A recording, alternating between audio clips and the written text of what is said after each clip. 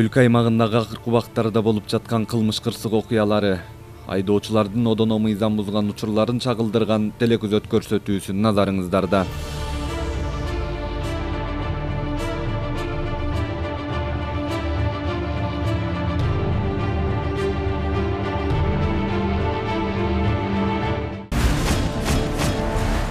Москва районундагы рейд учурунда инспекторлор Volkswagen Passat үлгүсүндөгү автоунааны токтотушкан. Текшерүү учурунда айдоочунун жанында айдоочулук күбөлүгү жок болуп чыккан. А ваки у меня дети, я что? Я сейчас право привезу, я не пьяный же. Да, я понял, ну тут... Ну а что, нарушил 300 сомов, сейчас заплачу. Вот смотри, сейчас нельзя, потому что... Почему нельзя? Мы эти вопросы решаем, этот вопрос Сейчас решает. выпишите? Сейчас, я сейчас выпишу. Ну и все, я Решает, поехал. а практик нет, мы Почему? что такого нету выпишем. Как нет? Как, вот статья, сейчас скажите. Мамцева Кем фамилия? Сауля. Не, был, да. Мамцев Виталий Викторович. Вот, смотри. Статья 184, давай вместе почитаем. Да? Управление транспортным средством лицом без водительского удостоверения. Ну, Правильно? ну дальше что? Влечет наложение штрафов в размере 10 расчетных показателей. 10 расчетных показателей это 1000 сом. В течение 15 дней это будет 300 сом. Ну. Все, завтра пишите, приедет. я щас поехал. А сейчас Я щас право кто привезу, тебе вытащит? Кого? Машину. Я сейчас право привезу. Не, а кто вытащит? Нет, вы штраф выпишите. Не, хорошо, я тебе сейчас прям штраф выпишу. Ну, все. Все, ага. Я свободен. Адрес. Да, вы свободны. Ага карабастан жанындагы аялы экөө тең инспекторлордун ишине тоскоолдук жаратып жатты. Айтор эч кандай тыянак чыкпаганын билишти. Айдоочуга тийиштүү айып кагазы толтурулуп, унаасы айып короосунан орун алды. Да я понимаю. Это моя. Он ездит на грузовой. Это моя машина. Я с детьми была в гостях, я ему позвонила, говорю, ребенок сильно капризничает, что-то ему плохо. Ты можешь быстрее приехать? И он, чтобы на грузовой не ехать, он в мою сел в машину и забыл там барсетку, да, и поехал. Мы вот с гостей. Ну ничего страшного, тут же это административное правонарушение. Бывает, конечно. Ну это же вы ДТП не совершили, ну, пьяно видели, да, не ну ездите. мы же говорим, что давайте мы сейчас права привезем. Вы сейчас привезете Мы права. штраф хорошо заплатим, что он Завтра выехал. государству заплатите. Нет, Ну, нет. Тут мне же видите, машина видеокамера, нужна. она все фиксируется здесь. Ал эми бул Mazda үлгүсүндөгү автоунааны инспекторлор токтотушкан.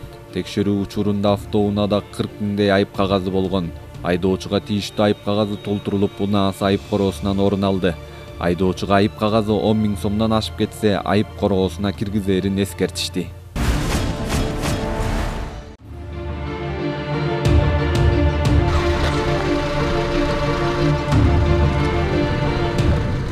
Сиздер көрүп турган кара түстөгү Honda үлгүсүндөгү унаа Чүй облусунун Москва районунда жүргүзүлгөн рейдтин жүрүшүндө айдоочусу мас абалында деген шек менен инспекторлор тарабынан токтотулган.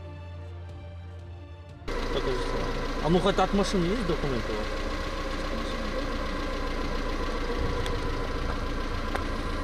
Келсеңиз жерге.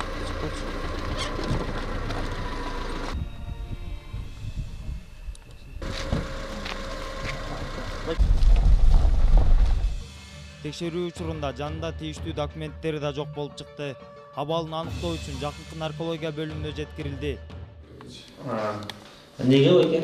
Себеп? У меня нет лицензии. А? У меня нет лицензии проводить.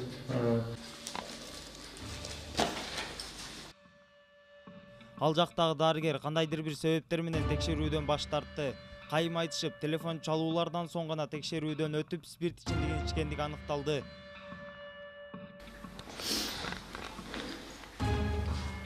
Ну, засвидетельствование.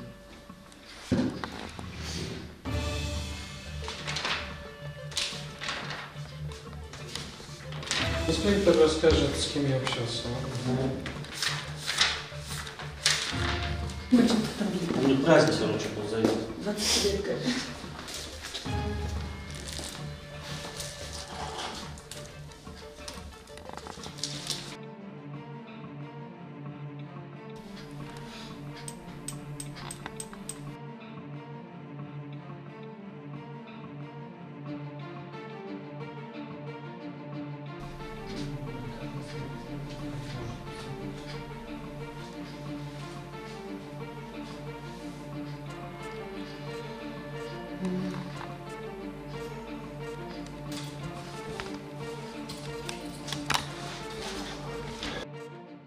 тийиштүү чаралар көрүлүп, унаасы айып короосуна токтотулуп, протокол түзүлдү.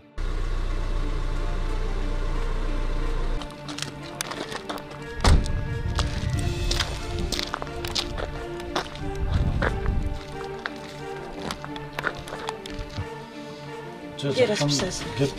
Где ваша фамилия? Ой,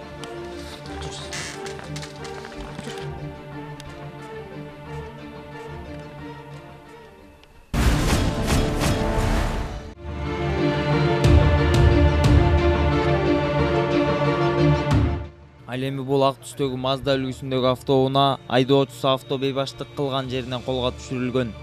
Айдоочу мыйзам бузуу фактысын четке кагып, инспекторлорго каршылык көрсөттү.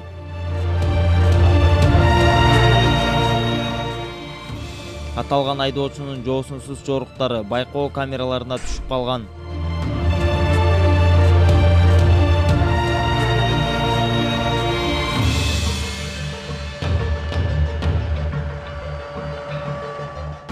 Телефон чалуу аркылуу жоопкерчиликтен качууга аракет кылганынан эч кандай майнап чыкпасына көзү жеткен соң коюлган талаптарга баш ийди.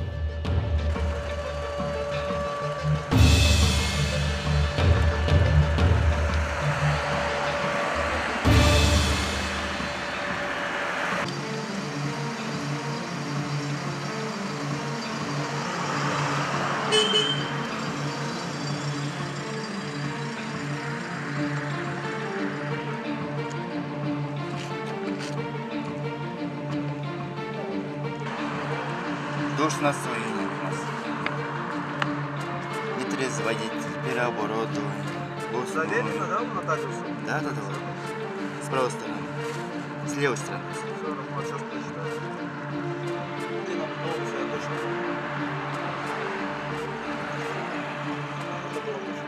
Не орали? Почему?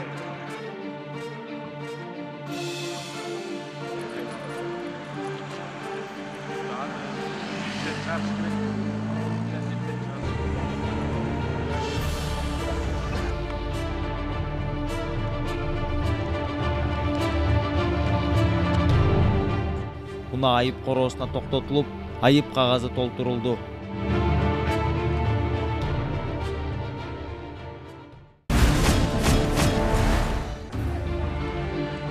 Камчы Көлбаевдин уюшкан кылмыштуу тобунун мүчөлөрү кармалды. Бул тууралуу УКМКнын басма сөз кызматы билдирди. Адамдардан өзгөчө ири өлчөмдөгү акча каражатын системалуу түрдө опузалап алуу боюнча Т. Асанбектин уюшкан кылмыштуу тобунун мүчөсү.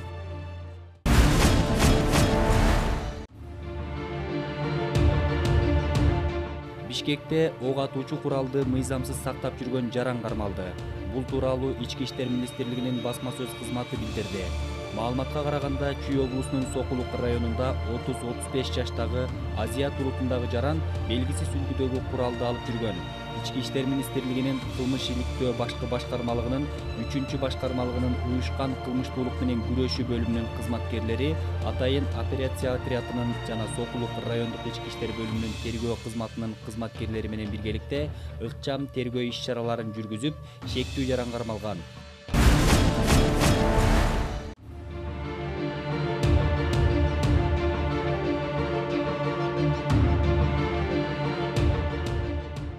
Ленин райондук ички иштер башкармалыгынын кызматкерлери маршрут менен мектеп аймагында жана майрамдык линейка өткөн жерлерде болду.